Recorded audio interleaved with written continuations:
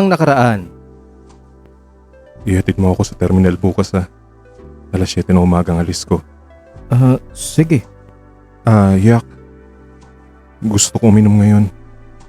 Pwede mo ba ako samahan? Hindi ako umiinom eh. Pagagalitan ako ng nanay ko kapag nalaman niyang uminom ako. Kahit ako na lang. Hayaan mo lang ako mag-inom. Basta kasama lang kita. Okay, sige. Pasensya ka na sa akin, Yak. Malungkot lang talaga ako. Okay lang. Naintindihan kita. Maraming salamat. Halika nga rito. Bakit? Wala lang. Basta tabihan mo lang ako. Gusto ko lang malapit ako sa iyo bago ako umalis.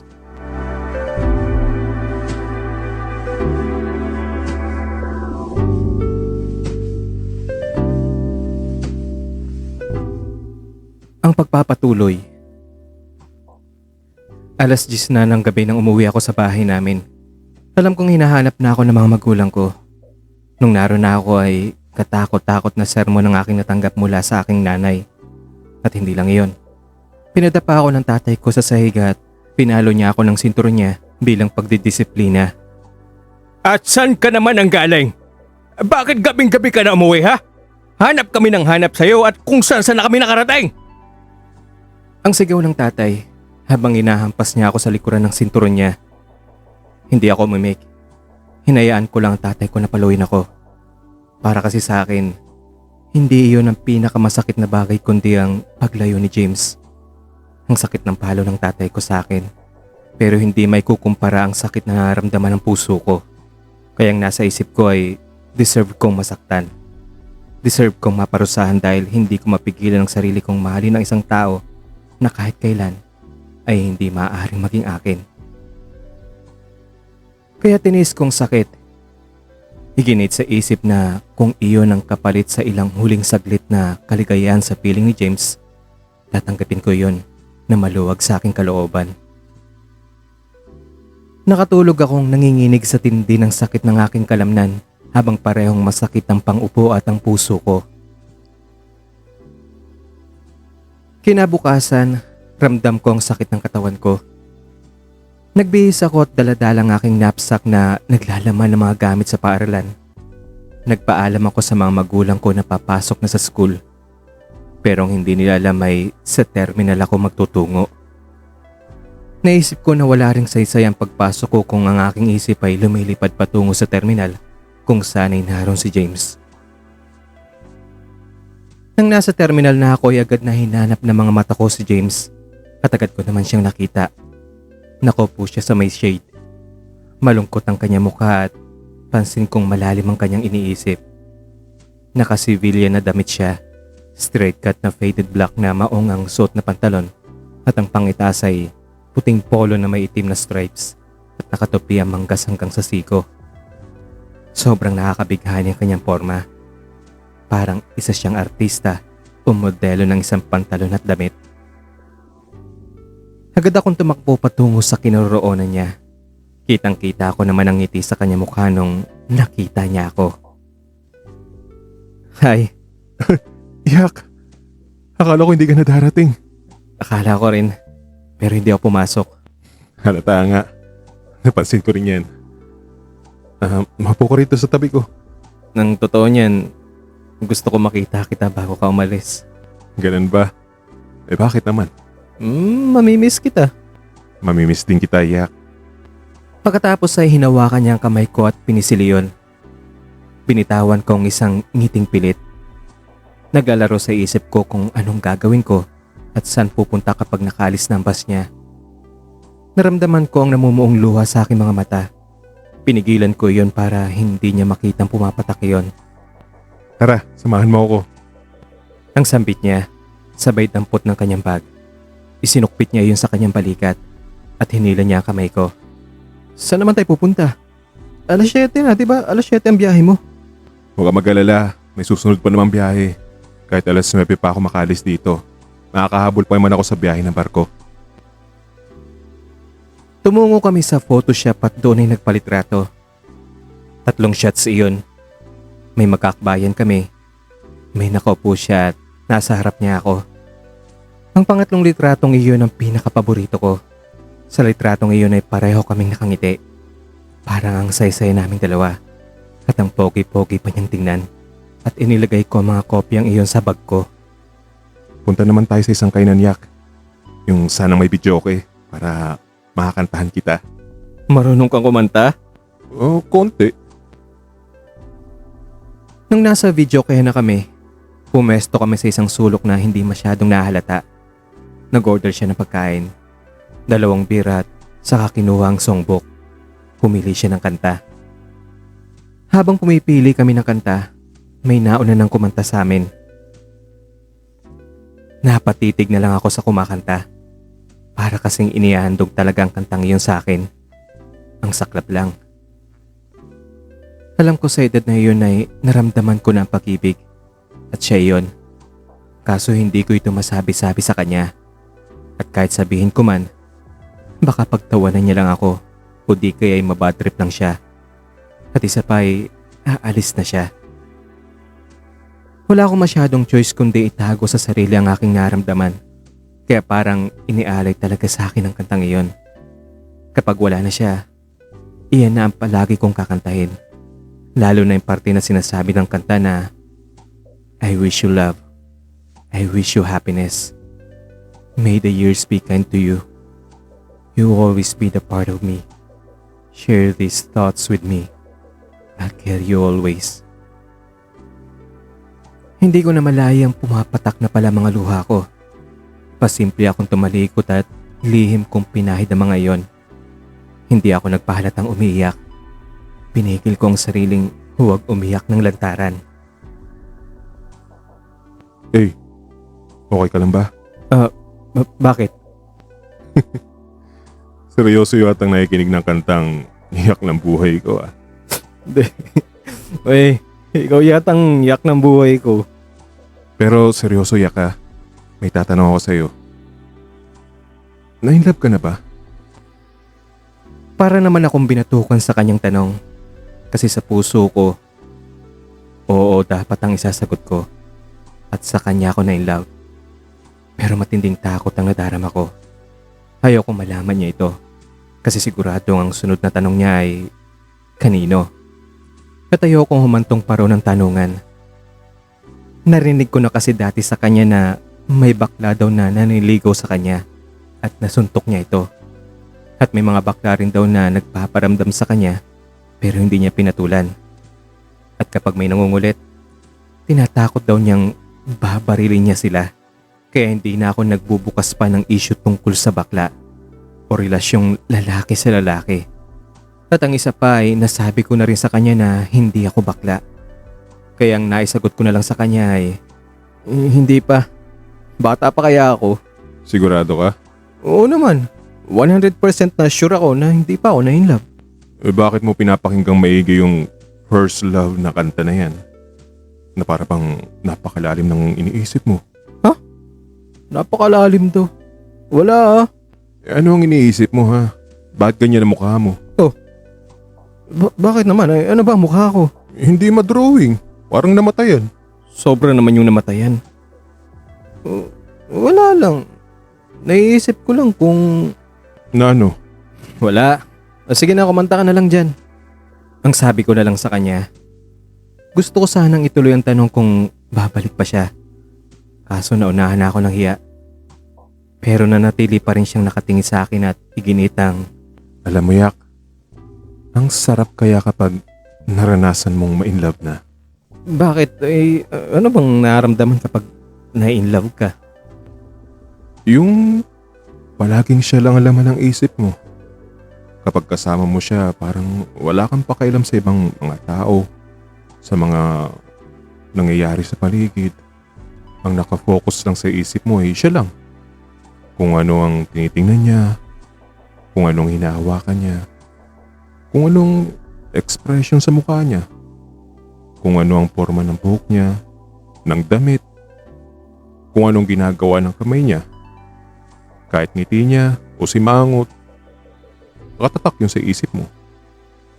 Kahit ang pagpunta niya sa CR, ang paglalakad niya, ang suot na sapatos, papango, lahat yun nakaukit sa isip mo. para sa'yo, ang lahat ng ginagawa niya may kahulugan. At para sa'yo, ang lahat ng mga nakikita mo sa paligid may connection sa kanya. Para kang naiihi o nadudumi kapag nandyan siya sa kasama mo, sa tabi mo. Para kang lumulutang sa ere. Parang may mga paru-parong tiyan mo kapag nagdikit ang mga balat nyo. Lalo na kapag tinititigan ka niya o nginingitian o binibigyan ng kahit walang kalatoy-latoy na bagay kagaya ng maliit na pato na pinulot niya lang dyan sa tabi-tabi.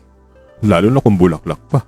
Itatago mo talaga mga iyon dahil feeling mo may kahulugan ng mga iyon at nakakapagpaalala sa iyo sa kanya. Yung pakiramdam na parang lumulutang ka, yung espiritu mo umaakit sa langit. Para kang mababaliw kapag nandyan siya sa tabi mo. Kahit wala kang tulog, hindi ka talaga aantukin. Kahit nga walang laman ng sikmura mo, hindi ka makakaramdam talaga ng gutom. Kasi nga nandyan siya. Bahagya naman ako napangiti. Ang lahat kasi ng sinabi niya ay kasalukuyan kong nararamdaman. Kung ganun pala, ang hirap pala kapag na-inlove ka. Masarap nga ma-in love eh. Masarap na minsan nasasaktan ka din. Kung ganun naman pala, edi ayaw ko na. Isipin ko pa nga lang, nasaktan na ako eh. Bakit ka naman masasaktan? Hindi mo pa nga naranasan, di ba? Gusto ko na sanang sagutin siya na naranasan ko na. Pero denied to death pa rin ako. Hindi pa nga. Pero basta ayaw ko. Pareho kaming nanahimik. Maya-maya napansin kong iginuguri-guri niya ang isa niyang kamay sa flower vase na may plastic na bulaklak. Ang flower vase kasi ay may mga malilit na bato. Dumampot siya ng isa. Pinili niyang isang makinis na parang maputing kristal at inabot niya sa akin yon. Ano naman gagawin ko rito? Wala lang. Alaala mo lang sa akin. Remembrance ba? Tinanggap ko naman iyon. Pero kunwari hindi ako nagka-interes. Pasimpleng inilagay ko iyon sa ibabaw ng mesa. Sa gilid ng bote ng beer. Ibabalik ko yung tanong mo sa akin kanina. Ikaw ba? Na-in-love ka na? Maraming beses na. O ano naman nangyari sa kanila? Ngayon, wala. Hindi nagkasundo. Yung dating nasa Mindanao, nagkahiwalay din kami. Dahil siguro malayo kami sa isa't isa. Mahirap kasi kapag long distance ang relasyon eh. Oo. Lalo talagang ayaw kong ma-inlove pag ganyan. Mahirap kapag malayo siya. Bakit naman? Simple. Ayaw ko mabigo. Ayaw ko masaktan. Kapag malayo kasi siya, hindi mo na alam kung magkikita pa kayo. Hindi mo alam kung may iba na pala siya. Alam mo, Yak, bahagi ng pagmamahal ang masaktan. Kapag hindi ka nasaktan, hindi ka in love. Kagaya ng kapag nagkalayo kayo, masakit talaga yun. Pero kung hindi mo siya mahal, hindi ka masasaktan. Kapag nagsiselos ka, masakit din yun. Pero kung wala kang naramdamang selos, hindi mo talaga siya mahal. Basta. Ayaw ko ma-in love. Pero alam mo ba, hindi mo matatakasan ng pag-ibig, Yak. Maaring umiwas ka, pero darating at darating din ang panahon na mabibihag ka ng pag-ibig. Ang sabi nga nila, di ba? You can run, but you can never hide. Ganyan ang pag-ibig. Mapaglaro. Minsan, mapang-api pa nga eh. Basta ayaw ko. Okay, sabi mo eh. Pero kapag na-inlove ka na ha, sa akin mo unang sasabihin yun. Pangako. Para naman bumaliktad ang mundo ko sa sinabi niya. Parang gusto kong tumawa na mainis.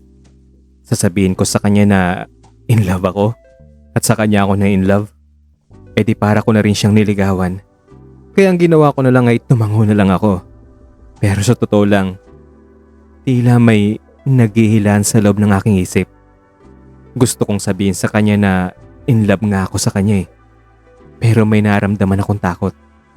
Ayaw kong umasa. Lalo na nga't paalis na siya. Napatitig naman siya sa akin na para bang hinuhukay ng isip niya ang kalaliman ng aking utak. Pakiwari ko'y unti-unti akong nalulusaw sa titig niyang iyon. Sabihin mo nga sa akin, Yak. Yung kahapon ba, nagawa mo na ba sa iba yon? Yung sa bodega? Oo. Hindi. Sa'yo lang. Maya-maya'y tumayo na siya at tinungo ang videoke machine. Pinagmasdan ko na lang siya habang naglalakad. Tama siya. Lahat ng sinasabi niya tungkol sa nararamdaman ng isang taong in love ay nararanasan ko sa puntong iyon.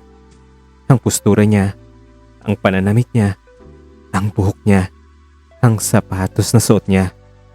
Tumatak sa isip ko ang lahat. Pati ang paglalakad niyang iyon patungo sa videoke machine ay tila nakakaloko, nakakabaliw. At nang tingnan ko ang batong bigay niya, dinampot ko ito at lihim na ipinasok sa bag ko.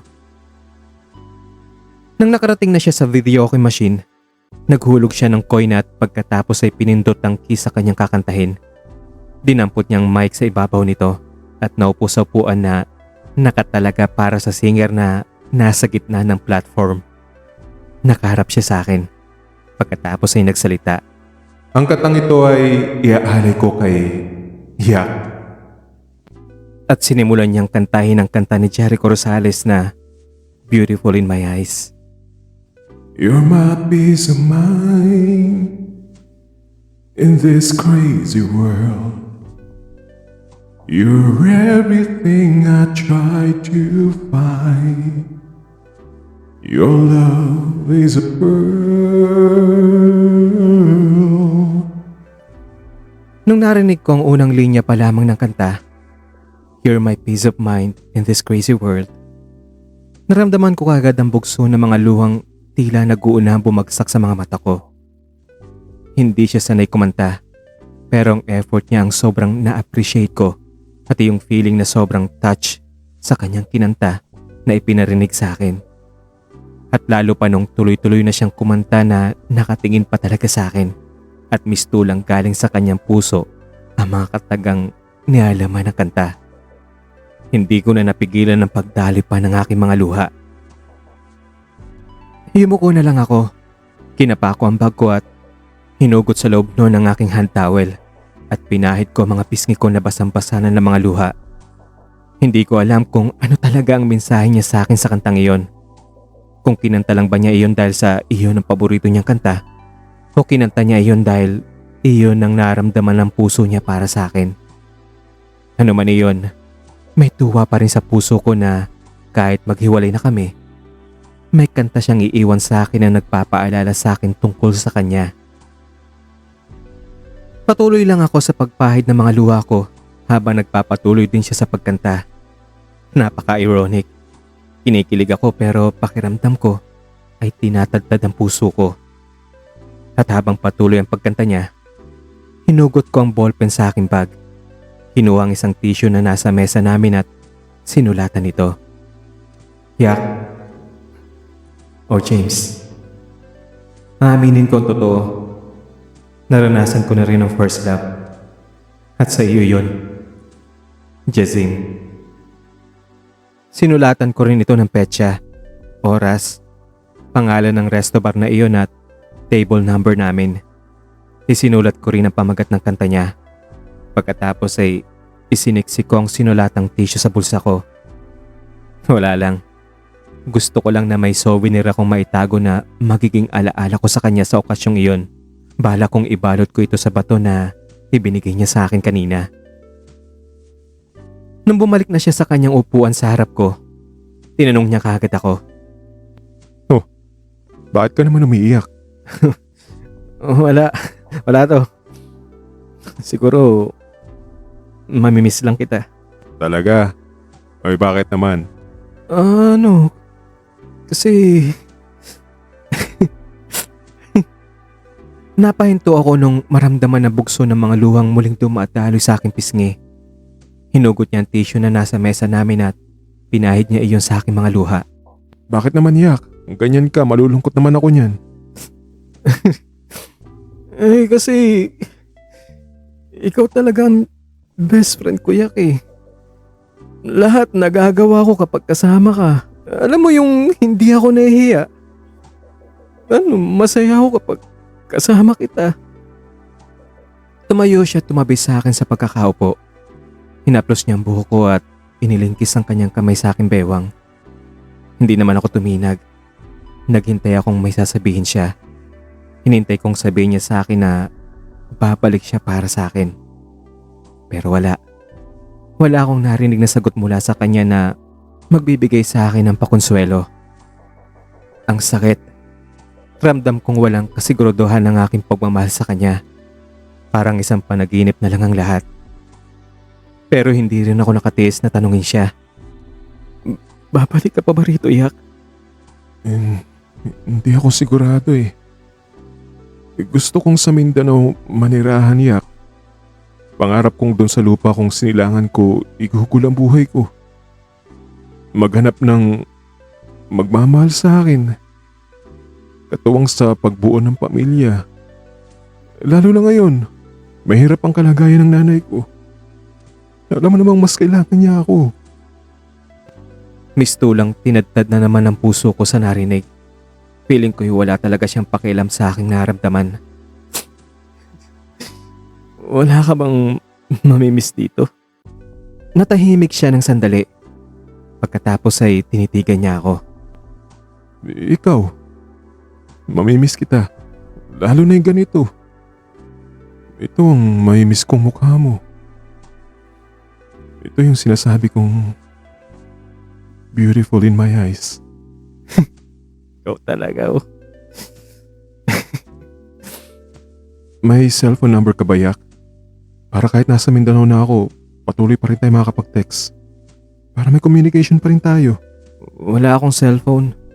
Alam mo naman, halos hindi nga kami makabili ng pagkain. Cellphone pa kaya. Yung mga magulang ko naman, wala ring CP yun. Pero, yung number na lang kayo ng kaibigan kong ibigay ko sa'yo. Pwede siguro yun. Basta pag magte-text ka, magpakilala ka lang. Sige, akin na. Isinulat ko yun sa tissue paper at ibinigay sa kanya. Buti na lang talaga't na memorize ko ang number ng kaibigan ko. Okay, sige, maraming salamat. Uy, ikaw naman ang kumanta. Ano ka ba, hindi ako marunong kumanta, no? Huwag kang mag-alala, tutulungan kita. Sige na, pumili ka na ng kakantahin mo. Pinuklat ko ang songbook at nang makapili na ako, iyon ang tinuro ko sa kanya. Tumayo siya. Hinila niya ako para kaming dalawa ang tutungo sa platform. At dahil may dalawang mikropono ang videoke na iyon, nagtigisa kami. Pinili ko ang kantang Ocean Deep at nagduet kaming dalawa doon. Mag-alas 9 na nung bumalik kami sa terminal. Tamang-tama, nakapwesto na ang bus na sasakyan niya. Naroon ang driver. Nakaupo sa kanyang upuan 10 na mga pasahero. Umaandar na rin ang makina nito. Pahiwatig na handa na tong umalis. Dumiretso siya sa hagdanan ng bus at bago siya tuluyang pumasok, hinarap niya ako. Niyakap at pagkatapos, hinugot niya ang kanyang wallet at binigyan niya ako ng 500 pesos. To, para saan naman to? Manood ka ng sine para hindi ka malungkot sa pag-alis ko. Ano ka ba? Mas kailangan mo yan, Yak. Panggastos mo sa nanay mo, diba? Hayaan mo na, malit na halaga lang yan. Meron pa naman ako ditong naiipon. Sige na, tanggapin mo na. Aalis na kasi ang baso, kaya huwag ka na magpakipot dyan. Wala naman ako nagawa kundi tanggapin ang pera niyang ibinibigay. Pagkatapos kong tanggapin iyon, niyakap uli niya ako. Hinaplos ang aking likod. Magpakabait ka rito ha. Tumango lang ako bilang sagot sa kanya. Pero tila sasabog ang kalooban ko sa matinding lungkot ng tagpong iyon. Basta pagkarating ko sa amin, magte-text ako sa number na ibinigay mo sa akin. Basta mag-iingat ka palagi ha. Hindi na ako nagsalita. Namuo na naman kasi ang luha sa mga mata ko. At ewan ko rin ba, tila may nagudyok sa akin na hugutit sa aking bulsa ang ginawa kong sulat sa resto bar. Marahil bunga na iyon ng katotohanan hindi na siya babalik pa. At kahit sa huling pagkakataong iyon ay maiparating ko ang aking naramdaman. Isiniksi ko ang sulat kong iyon sa kanyang bulsa. Ano ito, Yak? Mamaya mo na basahin yan kapag nasa loob ka na ng bus. Okay, sige. Hinabol pa ng paningin ko ang pagpasok niya sa bus at pag-upo niya sa upuang nasa tabi ng bintana. Kumaway siya sa akin. Kumaway din ako. Pinigilan ng sariling huwag humagulgol habang nakatingin sa kanya. Habang unti-unting umaandar ang bus, nakita kong hinugot niya mula sa kanyang bulsa ang aking sulat. Para akong naalipin ng hiya sa nakitang pagbuklat niya rito. Dali-dali akong tumalikod. Hindi na hinintay pa ang kanyang reaksyon. Isa pa, umaandar na rin ang bus at ayokong makita ang unti-unti niyang paglayo. Pistulang napakabigat ng aking mga paa habang humahakbang palayo sa terminal na iyon. Sa tanang buhay ko, iyon na yata talaga ang pinakamasaklap na pangyayari na naranasan ko. Pakiwari ko'y hindi ko kaya ang matinding sakit. Pakiwari ko'y nag-iisa na lang ako sa mundo. Hindi ko rin alam kung saan ako patungo pagkagaling doon. Nakaukit sa aking isip ang sinabi niyang manood ako ng sine. Bagamat alam kong hindi rin ito mapapawi ang matinding sakit na iniinda ng puso ko ng mga sandaling iyon. Sa puntong iyon ay binigyang laya ko na ang mga luha kong kanina pang gustong dumaloy. Wala na akong pakialam pa sa mga tao. Wala na akong pakialam pa kung sino ang nakatingin sa akin. Nakakailang metro na akong naglalakad palayo sa terminal nang biglang may narinig akong tumawag na galing sa aking likuran. Bigla akong naramdaman ng malakas na pagkalampag ng puso ko. Pamilyar ang boses, kaya dali-dali kong nilingon ang pinagmula noon. At hindi nga ako nagkamali. Si James. Nagtatatakbo siya patungo sa akin. Nang tininginan ko ang bus na sinasakyan niya na nasa malayo, nakahinto ito at tila hinihintay siya. Bakit? May nakalimutan ka ba? Oo, may nakalimutan ako. Ano namang nakalimutan mo? Hindi ko pala nasabi na babalik ako. Babalik ako para sa iyo, Yak. Talaga, Yak? Bakit sinabi mong hindi ka babalik? Na hindi ka na babalik dito? Akala ko kasi hindi mo ako mahal eh. Paano na mga pangarap mo sa Mindanao? Ano ka ba? Nandito naman ang pangarap ko eh. Ikaw. Mahal din kita, Yak. Hindi ko ma-imagine ang magiging mundo ko nang wala ka. Hindi ko alam kung anong gagawin ko lalo na kapag malamig ang gabi at wala ka sa piling ko. Lalo na kapag tinitigasan ako. Sino na lang ang magpapaligaya sa akin, di ba? Tira ulo ka talaga? Ikaw rin naman eh. Kaya nga love kita, di ba? At saka may isa pa ako nakalimutan. Ano naman yun? Yung kubo. Ang kubo natin. Habang wala ako, bantayan mo yun ah. Pwedeng doon ka magpahinga. May kahoy din ako itinanim sa harap ng kubo na yun. Kahoy ng talisay. Alagaan mo rin yun ah. Paano naman ako makakapasok doon? Baka pagalitan ako ng may-ari. Baka itaboy ako ng gwardya doon. Huwag ka mag-alala. Sinabi ko na sa kasama kong gwardya. At bagong kapalit ko na ikaw ang titingin sa kubo ko.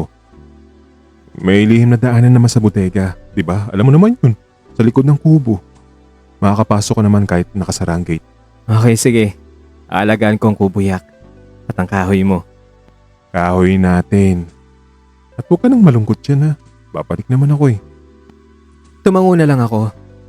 Pagkatapos niya akong yakapin, nagtatatakbong bumalik na siya sa bus.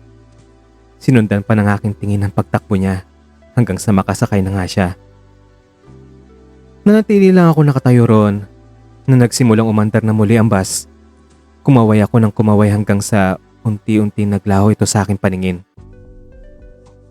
Kahit papaano, may saya ring dulot sa puso ko ang sinabi niyang papalik siya. Dumaloy man ang aking mga luha sa paglayo niya ngayon, may naramdaman naman akong pag-asa. Sinunod ko naman ang gusto niya na manood ako ng sine. Ini-imagine ko na naroon din siyang kasama ko. Bagamat hindi pumapasok sa utak ko ang kwento ng palabas, nanatili pa rin ako sa loob ng sinihan. Kinabukasan, nagtungo ako sa burol. Naligo muna ako sa ilog at doon, Sinariwa ang una naming pagtatagpo ni James. Pagkatapos kong maligo ay umakyat ako sa bodega. Dumaan ako sa sekretong lagusan sa likod lamang ng kubo at hinanap kong sinabi niyang itinanim niyang kahoy.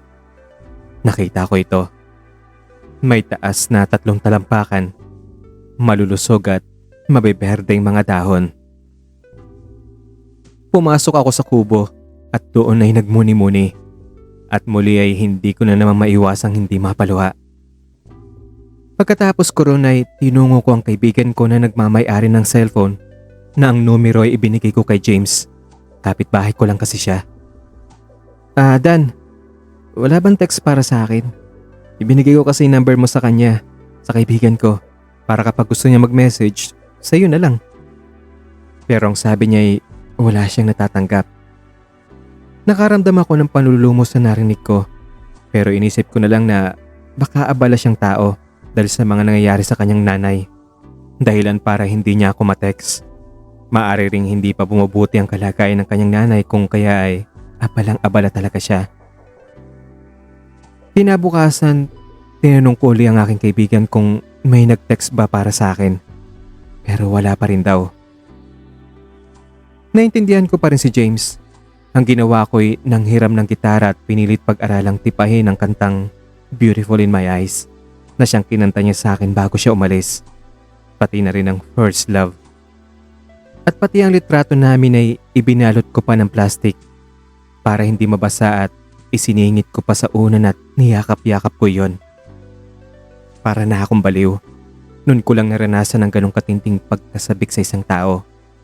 Kung minsan nga ay natutulala na lang ako ng walang dahilan. Minsan din ay bigla na lang napapaiyak o matatawa kapag naalala ko siya. Depende kung anong bagay ang maaalala ko sa kanya.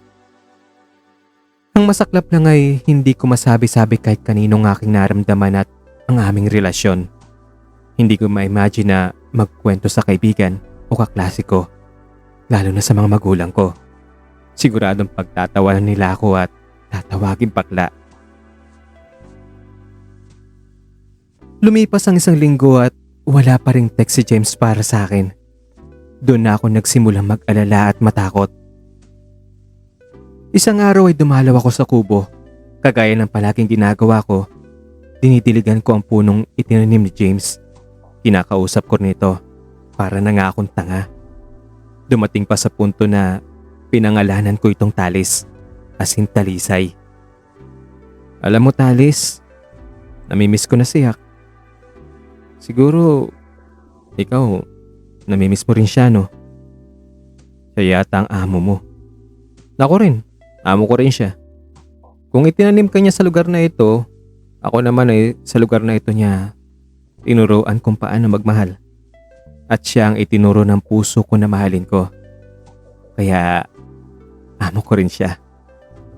Kung hindi dahil sa kanya, hindi ko malalasap ang sarap ng pagmamahal. Ang magmahal.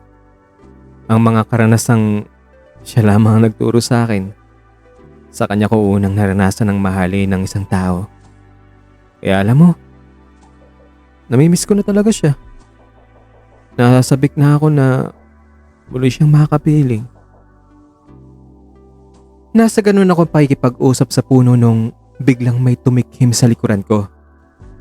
Nilingon ko ang pinagmulan. Nakita ko ang gwardyang kapalit ni James. Malaking tao siya. Nasa 6 na talampakan ng taas. Ang edad ay nasa 30 na rin. At sa mukha pa lamang ay tila masungit o mainitin ang ulo nito. Hindi siya kagwapuhan pero macho siya. Husky ang boses at astigin kung kumilos. Kung sa isang pelikula nga ay para siyang isang kontrabida. Kung makatingin kasi siya sa akin ay tila lalapain niya ako ng buhay. Nakakalokong kanya mga tingin. Mistulang isang asong galit kung makatingin. Siguro kung hindi lang talaga siya naka-uniforme, isipin ko talagang marami na siyang napatay at nakatakas lang sa bilangguan. Kanina pa po ba kayo dyan? Hindi naman masyado. Medyo nag-alala lang kasi ako na baka narinig niya ang aking sinabi sa puno. Gusto ko man siyang tanungin kung may narinig siya. Hindi ko na yun itinuloy. Inunahan na ako ng hiya. Kasi po, sinabi sa akin ni James na alagaan ko raw po itong kahoy na to. Ito po to. At saka pati yan pong kubo. Walang problema. Sinabi rin niya sa akin yun. Pero ginagamit ko na rin ang kubo. May nilagay akong locker para lagyan ko ng mga damit ko. Sayang kasi kung hindi ko gagamitin, di ba? Mas makakatipid ako kapag paminsan-minsan dyan na lang ako matutulog sa kubo. Imbis na umuwi pa ako sa amin. Gagastos pa ako ng pamasahe. Sige po. Ang may pag-aalangan kong sagot. Siyempre sa akin inihabilin ng kubong iyon. Pero hindi man lang muna siya nagpaalam sa akin. Pero hinayaan ko na lang kasi may tuturing din naman na ang kumpanya talaga ang nagmamay-ari ng lugar na iyon. Teka nga pala, anong pangalan mo? Jasim po. Ako naman si Bernardo. Tawagin mo na lang akong Badong. Matanong ko lang ano mo ba si James? Po? Ang naisagot ko na lang sa kanya. Mistulang sinapak ang ulo ko sa kanyang tanong. Parang bigla akong nagising. Oo nga naman, ano ko ba talaga ang taong iyon? Ang tanong ko, ano mo si James?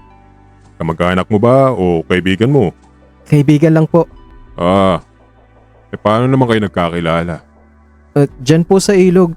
Diyan po sa may burol. Gwapo si James, di ba? Ramdam ko naman ang pumumula ng aking mukha sa narinig.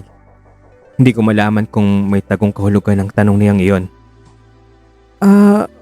Oo po. Gwapo naman po siya. Ikaw, gwapo ka rin.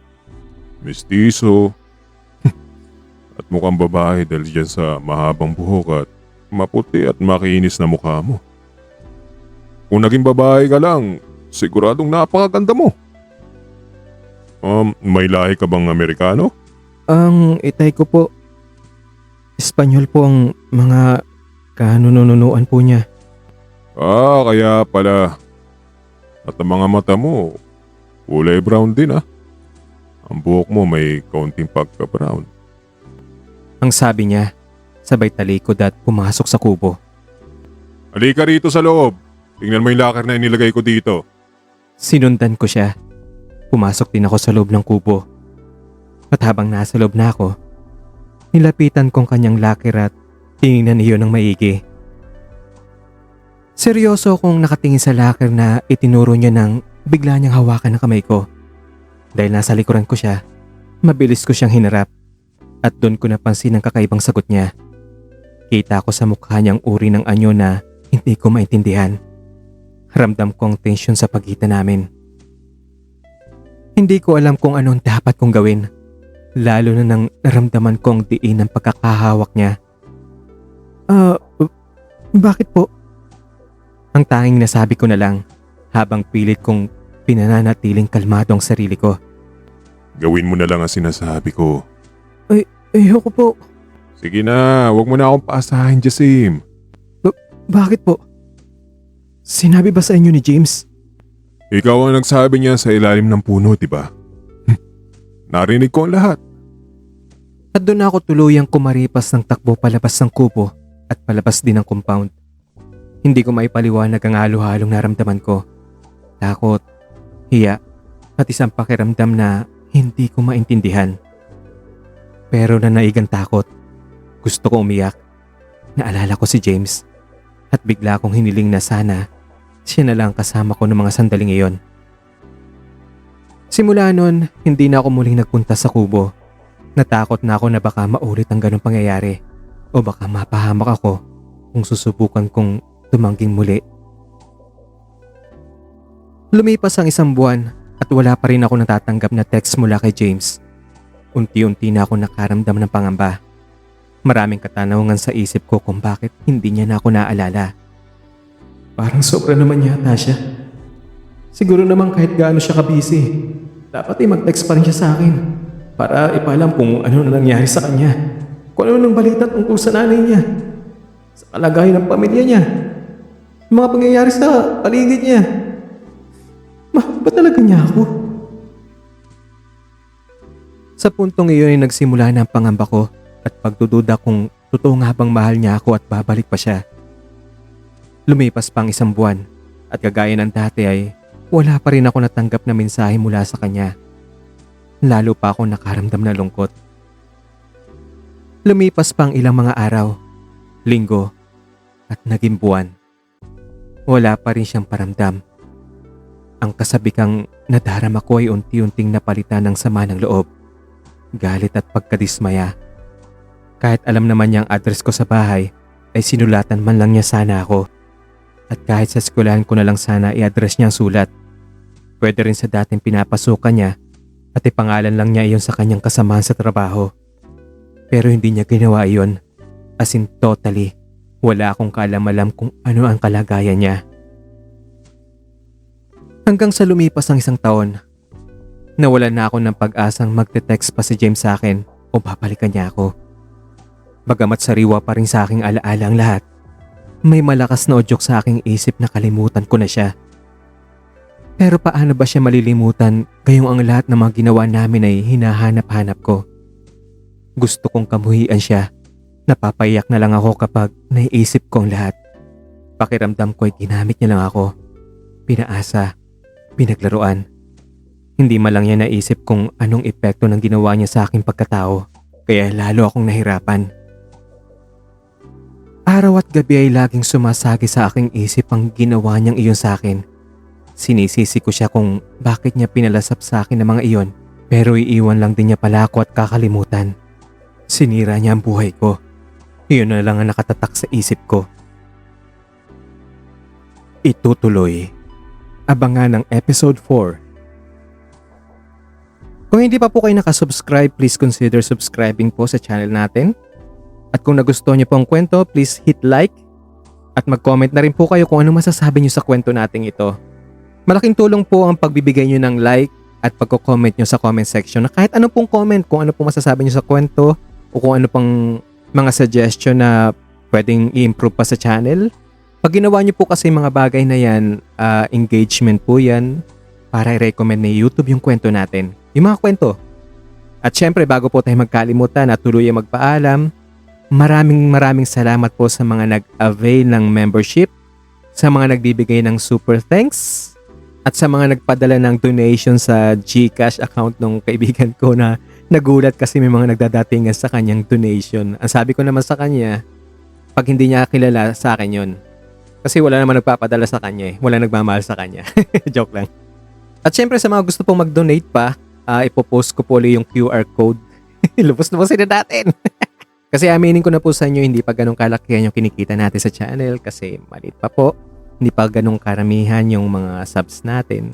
So halos yung kinikita ko rito ay pinanga-avail ko lang ng mga subscription na mga ginagamit kong tools para sa pagbuo ng kwento natin o pagbuo ng content. So yun nga po, kung gusto nyo po mag-donate, nasa screen po natin yung QR code. Scan nyo lang po yan. Kahit anong app ang gamitin nyo, GCash, Paymaya, or online banking, i-scan nyo lang po yan. Then, any amount will do. Hindi po to mandatory ha, sa mga gusto lang po mag-donate. Sa mga gustong tumulong sa akin para magtuloy-tuloy po yung pag-upload ko ng mga kwento sa channel na ito. Once again, scan nyo lang po yan. Kahit ano pong app basta may pang-scan, scan nyo lang po yan. At bago ko makalimutan, may correction lang po ako. Sorry po Sir Mike. Kasi na-mispronounce ko po yung last name nyo. So, hindi po siya Michael Joha. Michael Yuha. Yuha po yung pronunciation ng pangalan niya. So, maraming salamat po sa pagkukorek, sir. Yun lamang po, hanggang sa susunod nating episode, ang episode 4. Kita-kits po tayo, kita-kinig po tayo. Ako po si Kuya Dax. Bye-bye.